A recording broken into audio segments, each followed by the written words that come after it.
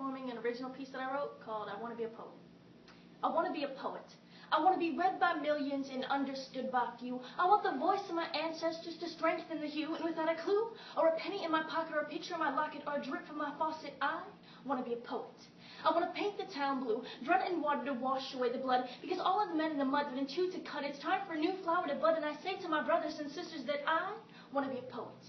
I want you to hold my hand and stand for this fight and bathe in the light, and with our wings in flight and with no plight or polite terminology or physical biology or reverse psychology, I want to follow this pathology and understand my thoughts properly because I want to be a poet.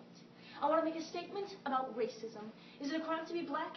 No, it's a crime to look back and blame a man I never knew for the things that happened to you. To say the white man kept you down when I held my hand firmly to the ground. Because racism is like the skewed perception of a ticking bomb on the palm of an island surrounded by hate that simply negates situational awareness and scares us into thinking we're the enemy that envy you I do. Because if I were to blame you, that would make me a racist. But I want to be a poet.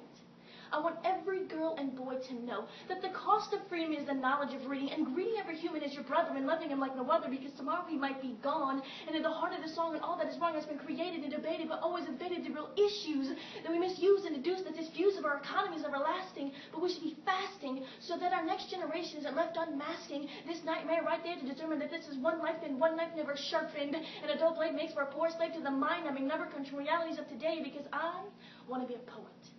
I want you to read this in awe. And when I stand 10 feet tall and look back on this moment, know that I, as a showman, took the right number of bows. Because without applause, it's like a purpose without a cause, a cut without gauze, a cat without claws, a poet without a pen, a thought without an ounce of zen, or a sentence without a period to end. Because I am a poet.